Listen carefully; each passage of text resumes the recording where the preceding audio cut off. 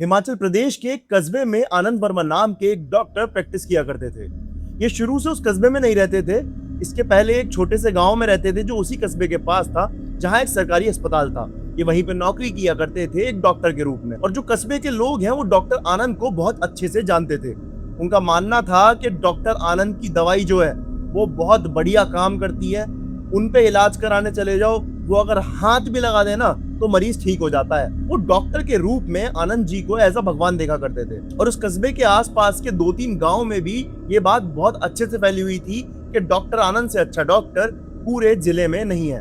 रात हो, सुबह हो, शाम हो, आधी रात हो, आनंद सो रहे हो या फिर उनकी तबीयत खराब हो, उनके पास कभी कोई मरीज जाएगा तो कभी किसी को ना नहीं बोलते थे। कोई गरीब जाएगा तो उससे पैसे नहीं लेते थे। जब कस्बे वालों को पता चला कि डॉक्टर आनंद का ट्रांसफर हो गया है और वो उसी कस्बे के अस्पताल में आ रहे हैं, तो गांव में बहुत लोग खुश हो गए। डॉक्टर आनंद यहाँ आए, सेटल हुए और सचमुच उस कस्बे के लोग बहुत ज्यादा खुश थे। अब किसी को कोई भी परेशानी होती थी तो डॉक्टर आनंद के पास ही जाते थे। जितने भी प्राइवेट डॉक्टर या वैद्य वहां रहे होंगे उनके पास कोई नहीं जाता था, और इसमें कुछ गलत भी नहीं था। अगर गांव वालों को उनसे आराम मिल रहा है तो उनके पास ही जाएंगे ना, ऑब्वियस सी बात है। अब डॉक्टर आनंद का नेचर मैंने आपको बता ही दिया कि कितना हेल्पफुल था। गरीब लोगों से पैसे तक नहीं लेते थे। ऐसे ही एक दिन की बात है, ये गांव वालों का इलाज कर रहे थे, तब इनके कानों में ये बात पड़ी कि आसपास के गांव के लोग भी अब इनसे इलाज कराने आते हैं।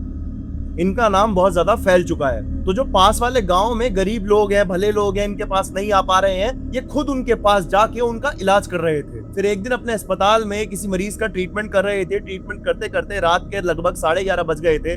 बाहर घनी बारिश हो रही थी, मौसम काफी ज्यादा बिगड़ा हुआ था और मरीज भी अभी तक ठीक नहीं हुआ था। डॉक्टर साहब ने बोला कि मैंने आपको दवाइयां दे दी हैं और ये मैंने आपकी पट्टी कर दी है, अब आप घर चले जाइए, हम भी निकलते हैं, बहुत रात हो गई है, हमारी जो माँ है वो बहुत टेंशन ले रही होंगी। तो उन्होंने कहा जी हाँ जी हाँ जी हाँ डॉक्टर साहब, मैं जाता हूँ, thank you thank you. Doctor Anand की माँ इनसे बहुत प्यार करती थी, जरा जरा सी बात को लेके इनकी बहुत फिक्र करा करती थी। तो आनंद जी ने उस मरीज को घर के लिए रवाना किया, अपना अस्पताल बंद किया, छोटा सा अस्पताल था, बंद किया और अपने घर की तरफ बढ़ने लगे। कीचड़ था, सड़क में पानी वानी भरा हुआ था, निकल रहे थे, कच्ची रोड थी। पुराने टाइम में 1986 की बात कर रहा हूँ, रोड में पानी वानी बहुत ज्यादा भरा हुआ होता था। थोड़ा आगे बढ़े ही थे अस्पताल से कि इनको पीछे से एक भारी आवाज सुनाई देती है, डॉक्टर साहब डॉक्टर साहब। जैसे ही इन्होंने आवाज सुनी है, रुके, पलट के देखा तो क्या पाते हैं कि दुबला पतला सा आदमी करीब 40 साल की उम्र का होगा और वो बड़ा मायूस सा इन्हें दिखाई दे रहा है। मतलब अपना मुंह उतारे हुए इनसे मदद की आस लिए बैठा हुआ था, गुहार कर रहा था। डॉक्टर साहब पलटे, उसके पास गए, बोले क्या हो गया? आदमी कहता है कि डॉक्टर साहब मैं पास वाले गांव में ही रहता हूँ, वहां पर मेरी बेटी की ना बहुत ज्यादा तबीयत खराब हो गई है, आप चल के देख लेंगे तो आप भगवान है डॉक्टर साहब, आप चल के देख लीजिए, मेरी बेटी ठीक हो जाएगी। मैं आपका एहसान भी जिंदगी पर नहीं चुका पाऊंगा डॉक्टर साहब, प्लीज डॉक्टर साहब प्लीज। फिर वो बोलता है डॉक्टर साहब बारिश रुकने का नाम नहीं ले रही है, पिछले 2 दिनों से पता नहीं क्या हो गया है, इसलिए मैं अपनी बेटी को यहाँ पर ला नहीं सकता। मेरी बेटी बारिश में आएगी तो उसे और बुखार आ जाएगा, उसकी और तबीयत खराब हो जाएगी। मैं आपसे हाथ जोड़ के गुजारिश करता हूँ डॉक्टर साहब, प्लीज आप चल लीजिए, प्लीज आप चल लीजिए। मैंने सुना है डॉक्टर साहब कि आप भगवान है, आप डॉक्टर के रूप में भगवान है, आप किसी को मना नहीं करते, मुझे ही मना मत करना डॉक्टर साहब, प्लीज चल लो डॉक्टर साहब, प्लीज चल लो।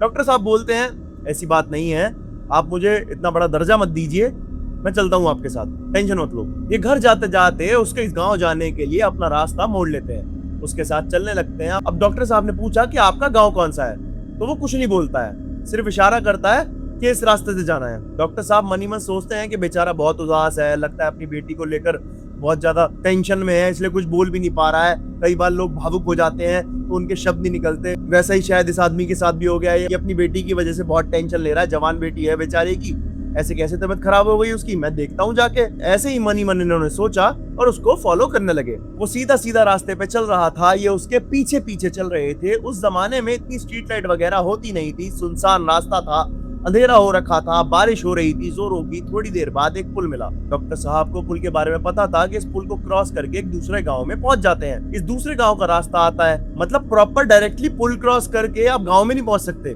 उस गांव की सीमा चालू हो जाती है पुल क्रॉस करके। तो इस पुल के ऊपर वो आदमी चल पड़ता है, ये भी उसके पीछे पीछे चल रहे हैं। मन ही मन सोच रहे हैं कि यार इस गांव में तो मैं पहले भी कई बार आया हूँ, हाँ आता रहता हूँ उस गांव में मैं, चलो चलते हैं देखते हैं यार क्या हो रहा है। जिस रास्ते से नॉर्मली उस गांव की तरफ जाते थे, पुल क्रॉस करने के बाद उस रास्ते की तरफ ये आदमी नहीं बढ़ा, बल्कि एक दूसरे रास्ते की तरफ जाने लगा।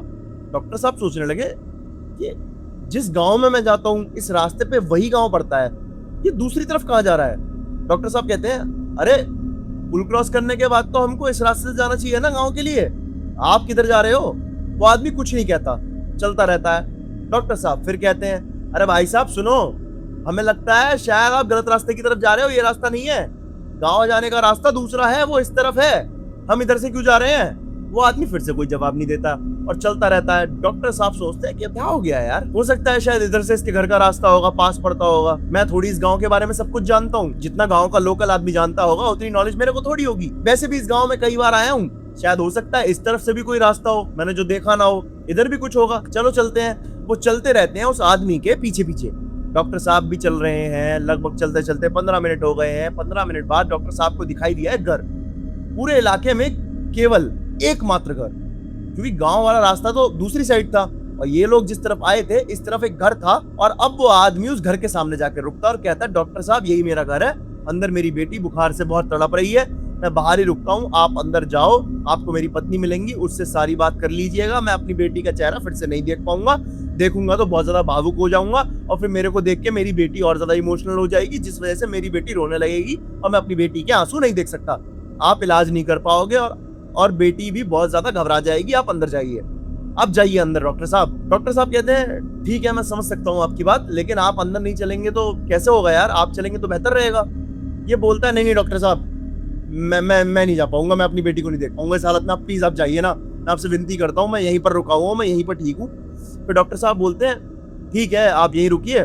डॉक्टर साहब अंदर जाते हैं, देखते हैं कि सचमुच एक जवान लड़की तड़प रही है, कांप रही है, मतलब थर थर कांप रही है ठंड से, और माँ साइड में बैठी हुई है। माँ भी क्या करे बेचारी, बारिश बहुत ज्यादा थी, कोई कुछ इलाज नहीं था, मतलब इस समय बहुत छोटा गांव है, उनका जो घर है वो भी गांव से हटकर बहुत दूर है, तो इलाज कराने के लिए कोई लोकल वैद्य या आयुर्वेदिक डॉक्टर भी नहीं मिल सकता। उस लड़की की माँ ने जैसे ही वर्मा जी को देखा, वो देखती समझ गई इनका हुलिया तो डॉक्टर जैसा लग रहा है। फिर उस लड़की की माँ बोलती है, डॉक्टर साहब भगवान का भला करें, आप आ गए, मेरी बेटी को देखिए, मरने जैसी हालत हो गई है इसकी। उन्होंने चेक किया बेटी को, डॉक्टर साहब चेक कर रहे थे बेटी को, और उसके बाद बताते हैं, अरे इसको तो बहुत तेज फीवर है, इनफैक्ट इसका बुखार तो सर पर चढ़ने वाला है, अगर हम इस वक्त नहीं आए होते तो इसकी तो डेथ हो जाती, इसकी तो जान चली जाती, हम इसको दवाई दे देते हैं। डॉक्टर साहब उसको इंजेक्शन लगाते हैं, दवाई दे देते हैं और कहते हैं कि देखिए एड्रेस लिख लीजिए, हमारा अस्पताल यहीं पास में ही है, आप 3-4 दिन ये बच्ची को दवाई खिलाइए, 4 दिन बाद ठीक हमारे अस्पताल में आ जाइएगा, एक बार दोबारा चेकअप करा लीजिएगा, हम दोबारा देख लेंगे कि बच्ची की हालत कैसी है, अगर बच्ची की हालत ठीक नहीं होगी तो दवाई का डोज बढ़ाएंगे या बदलेंगे, और अगर बच्ची की हालत ठीक हो गई होगी तो दवाई को हम रोक देंगे, बाकी आपकी बेटी का जो हमने ट्रीटमेंट किया है, जो हमने दवाई दी है, उस वजह से खतरे से बाहर हो जाएगी और अभी डरने की कोई बात नहीं है, हमने एक बहुत अच्छा इंजेक्शन लगा दिया है। औरत बहुत खुश हो जाती है और डॉक्टर साहब को धन्यवाद करती है। डॉक्टर साहब भी अपने ब्रीफकेस को उठाते हैं और बाहर की तरफ निकल पड़ते हैं। अब बाहर आए तो घनघोर अंधेरा, बहुत ज्यादा, इन्हें सिर्फ अंधेरा ही अंधेरा दिखाई दे रहा है। वो बोलते हैं, अरे यार एक तो दूसरे रास्ते से आया हूँ मैं, गाँव वाला रास्ता नहीं है जिस रास्ते को मैं जानता हूँ, और इस रास्ते से अगर मैं जाऊंगा, मैं पुल तक नहीं पहुंच पाया तो यार मैं तो दिक्कत हो जाएगी मेरे को। वो आदमी बाहर ही खड़ा था अभी भी। डॉक्टर साहब उस आदमी को कहते हैं, अरे भाई साहब सुनो, जिस रास्ते से हम अभी आए हैं ना, उस रास्ते को मैं बहुत अच्छे से जानता नहीं हूँ, मैं अपने नॉर्मल गांव वाले रास्ते को जानता हूँ जो दूसरा वाला है, आपका घर तो गांव से बहुत बाहर की तरफ है, आप मुझे आगे पुल तक छोड़ देंगे तो बहुत अच्छा हो जाएगा, मैं अपने घर तक आराम से पहुंच जाऊंगा, क्योंकि पुल के बाद तो मुझे रास्ता अच्छे से पता है, एक एक डिटेल पता है, लेकिन अभी यहाँ से पुल तक जाने में मुझे बहुत दिक्कत होगी, तो क्या प्लीज आप मुझे छोड़ देंगे। तो इस आदमी ने अपना सर नीचे लटकाया हुआ है, खड़ा हुआ है नीचे सर लटका के, कुछ बोलता नहीं है। ये बोलते हैं, भाई साहब आप पहले अपना नाम बताइए, मैं बार बार आपको भाई साहब करके बुला रहा हूँ, थोड़ा अजीब लगता है, आप अपना नाम बता दीजिए मुझे। आदमी बोलता है, मेरा नाम भोला है। तो डॉक्टर साहब बोलते हैं, भोला भाई देखो मैं अकेले नहीं जा पाऊंगा, बारिश भी हो रही है बहुत अच्छी खासी, आप तो चुप हो यार, कोई जवाब नहीं दे रहे हो, आपका तो घर यहीं पे, आप मुझे छोड़ दो, थोड़ा सा दूर तो जाना है, मैं भी आपकी बेटी का इलाज करने के लिए इतनी दूर से आया ना, मैंने मना किया। बोला सर हिलाता है, कुछ बोलता नहीं है, सिर्फ सर हिलाता है और आगे चलने लगता है। डॉक्टर साहब वापस उसको फॉलो करने लगते हैं, 1-2 सवाल करने की कोशिश करते हैं डॉक्टर साहब उससे रास्ते में, लेकिन इसने कोई जवाब नहीं दिया। फिर से डॉक्टर साहब मन ही मन सोचते हैं, थोड़ा वियर्ड है यार ये आदमी, जाने दो यार, टेंशन में होगा। वो बस पीछे पीछे चलते रहते हैं और बस सोच रहे होते हैं, यार ये बारिश, एक तो इसने दिमाग खराब कर दिया, पूरा भीग गया हूं मैं, मेरा सर दर्द कर दिया इस बारिश ने, घर तक पहुंचते पहुंचते कहीं मुझे बुखार ना आ जाए, ये आदमी बस मुझे पुल तक पहुंचा दे, उसके बाद मेरा गांव मिलेगा, वहां से तो किसी न किसी से कोई ना कोई बैलगाड़ी से लिफ्ट ले लूंगा और आराम से घर पहुंच जाऊंगा। थोड़ी देर चलने के बाद सचमुच में वो पुल दिखाई दिया, वो आदमी आया, पुल के सामने रुक गया, बोला डॉक्टर साहब अब आप जा सकते हैं, आगे भी छोड़ना है, बताओ।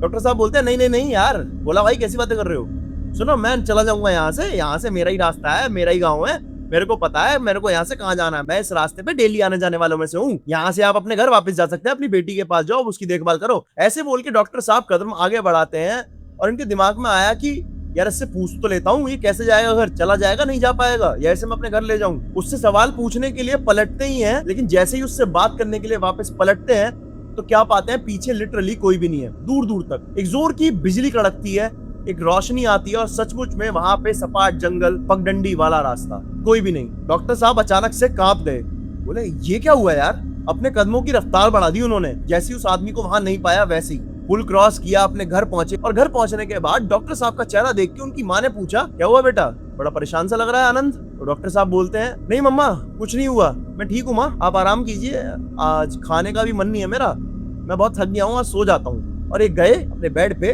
और सो गए। डॉक्टर साहब ने अपनी जिंदगी नॉर्मल कर ली। लेकिन ठीक 4 दिन बाद इनके अस्पताल में वो औरत आती है, ये जिसके घर गए थे।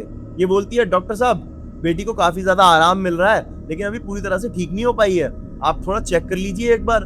डॉक्टर साहब चेक करते हैं और बोलते हैं, अच्छा हाँ ये दवाई की डोज आपको बढ़ानी पड़ेगी, और फिर एक पर्चा बना के दे देते हैं, बोलते हैं यहाँ से आप दवाई ले लीजिएगा, ये वाली वहां पर मिल जाएगी, और आप दवाइयां लेते हुए ही अपने गाँव की तरफ निकल जाना। ये हाथ जोड़कर बोलती है, डॉक्टर साहब आप सचमुच में भगवान हो, मैंने कभी नहीं सोचा था आप इस तरह अचानक मेरे घर आ जाओगे। उस रात आप नहीं आए होते तो मेरी बच्ची की जान चली जाती। वो उनके पैर वैर पड़ने लगती है। डॉक्टर साहब बोलते हैं, अरे ऐसा क्यों बोल रही हो, ये तो मेरा फर्ज बनता है, डॉक्टर मरीज का इलाज नहीं करेगा तो कौन करेगा। ये बोलती है, हाँ डॉक्टर साहब वो तो ठीक है, लेकिन आप सचमुच भगवान नहीं है तो क्या है, आपको कैसे पता चला कि उस छोटे से गांव के बाहर मेरा घर है और उस घर में मेरी बेटी बीमार पड़ी हुई है। आप इतनी दूर से अपने कस्बे से रात में बारिश में अंधेरे में मेरे घर पे आ गए। डॉक्टर साहब एकदम से ये बात सुन के शॉक्ड हो जाते हैं। बहन जी आप कैसी बातें कर रही हैं, आपने अपने हस्बैंड को भेजा तो था मेरे पास, वही तो आए थे अस्पताल में मेरे पास, मैं अस्पताल बंद करके घर जा रहा था, उन्होंने ही तो बताया कि उनकी बेटी की तबीयत खराब है, वही मुझे आपके घर तक लेकर आए। ये बोलती है, डॉक्टर साहब मुझे ऐसे मजाक पसंद नहीं है, ये सच हो नहीं सकता, आप क्या बोल रहे हैं आपको पता है। डॉक्टर साहब बोलते हैं, अरे मैंने क्या मजाक कर दिया, और ये सच क्यों नहीं हो सकता है। उसके बाद जो औरत बताती है उसे सुनकर डॉक्टर साहब के पैरों तले जमीन निकल जाती है। जी हाँ, जो आप सोच रहे हैं वो वही बताती है। वो बोलती है, मेरे पति की डेथ हो चुकी है आज से 7 साल पहले। उस रात भी घनी बारिश हो रही थी, बहुत जोरों की बिजली कड़क रही थी, मैं और मेरे पति घर पे ही थे, मेरी बच्ची बहुत छोटी थी, बुखार से मेरे पति तड़प रहे थे बहुत बुरे तरीके से, और जैसे आपने मेरी बेटी के लिए कहा था ना, शायद मेरे पति की हालत भी उस रात वैसी ही थी। मैं सोच रही थी कि सुबह तक बारिश थम जाए तो मैं हॉस्पिटल लेके चली जाऊंगी, इलाज करवा लूंगी, अस्पताल पहुंच जाऊंगी, लेकिन रात में ही मेरे पति ने दम तोड़ दिया बुखार की वजह से, शायद बुखार उनके सर पर चढ़ गया था, वो खत्म हो गए। मेरी बेटी बड़ी हुई, ठीक 7 साल बाद उसी तरह बारिश की रात में 4 दिन पहले मेरी बेटी की तबीयत खराब हुई, और उसके बाद आप आ गए भगवान की तरफ। तो डॉक्टर साहब जो आप बोल रहे हैं उस बात का कोई तुक नहीं बनता है। डॉक्टर साहब बहुत घबरा जाते हैं और अपनी किताबों पे हाथ रख के कसम खाते हैं, कहते हैं, मैं अपनी डॉक्टरी की पढ़ाई की कसम खाता हूँ, मैं अपनी माँ की कसम खाता हूँ, आपके पति मुझे आपके घर तक लेके आए थे। तो वो औरत थोड़ा कंफ्यूज होकर बोलती है, मेरे पति की आत्मा आई थी क्या आपके पास। डॉक्टर साहब ने उस समय के लिए बोल दिया, नहीं नहीं ऐसा कुछ नहीं होता है, ऐसी चीजों पे आप भी विश्वास मत करिए, आप अपने घर जाइए, दवाई देकर अपनी बच्ची को सुलाइए, और आप यहाँ रहेंगी बच्ची को आराम नहीं मिलेगा, उसके शरीर में दिक्कत होगी। डॉक्टर साहब ने ऐसा बोल दिया और वो औरत अपनी बच्ची को उठाकर निकल गई। डॉक्टर साहब सोचते रह गए कि ये सीन क्या था, या सचमुच में मेरे पास कोई आत्मा आई थी, या फिर वो आदमी भोला था ही नहीं। मतलब डॉक्टर साहब ने तो उस औरत से सीधा सीधा ये भी नहीं पूछा था कि आपके पति का नाम भोला था क्या, डॉक्टर साहब ने तो नाम का जिक्र भी नहीं किया था, लेकिन उस औरत ने तो सामने से ही बता दिया था कि मेरे पति का नाम भोला था। डॉक्टर साहब ये सोचने में लग गए, ये फिर कोई और भोला होगा, ये वो भोला नहीं होगा, इसकी डेथ हो गई है, ये आत्मा वात्मा भूत भूत कुछ नहीं होता है, वो गाँव का कोई दूसरा आदमी रहा होगा, कोई भला आदमी होगा जो इनकी मदद करने आ गया। लेकिन अगले ही पल दिमाग में ये आया कि यार ये पॉसिबल कैसे हो सकता है, उनका घर तो गांव से बिल्कुल बाहर की साइड में है, गांव वाले किसी आदमी को भी कैसे पता चला होगा। और औरत बोल रही थी, मैंने तो किसी को बताया भी नहीं कि मेरी बेटी की तबीयत खराब है। और डॉक्टर साहब सोच में पड़ गए, कहीं उस लड़के की आत्मा तो मेरे पास नहीं आई होगी। डॉक्टर साहब अब इस असमंजस में फंसे रह गए। इस घटना के कुछ दिन बाद डॉक्टर साहब का ट्रांसफर दूसरे शहर में हो गया और वो डर भी उनके दिमाग से निकल गया कि मैं किसी भूत या आत्मा से मिला था। लेकिन आज भी उस घटना का दृश्य इनके जहन में पूरी तरीके से ताजा है। इस घटना की जानकारी उन्होंने कुछ साल बाद अपनी बेटी को दी थी, और फिर उनकी बेटी ने अपने बेटे आर्यन को, और आर्यन ने सोचा कि ये कहानी पूरी दुनिया को पता चलनी चाहिए। तो ये जनरेशनल कहानी है जो मेरे तक आई है। अगर आपके जानने में किसी के साथ कोई पैरानॉर्मल इंसिडेंट, कोई पैरानॉर्मल एक्सपीरियंस, कोई भी हॉरर स्टोरी, कुछ भी हुआ है, कोई भी आप पे कहानी है, तो आप अपनी कहानी मुझे डिस्क्रिप्शन में दी गई ईमेल आईडी पे भेज सकते हैं। आपकी कहानी मैं सुनाऊंगा इस पेज पे अपनी ऑडियंस के लिए। वीडियो को लाइक कर दीजिए, चैनल को सब्सक्राइब कर दीजिए और वीडियो को शेयर करना मत भूलना। कमेंट में मुझे ये जरूर बताना कि आपको इस वीडियो का सबसे अच्छा पार्ट कौन सा लगा, और कमेंट में अगर आप कोई छोटी कहानी बताना चाहते हैं तो वो भी आप मेरे को बता सकते हैं। ऐसी कहानियां पढ़ना मेरे को बहुत अच्छा लगता है। मेरा नाम है नकुल शर्मा, आप देख रहे हैं ओनली नकुल। मिलते हैं आपसे अगली वीडियो में, तब तक के लिए जय हिंद, जय भारत, जय बजरंग बली।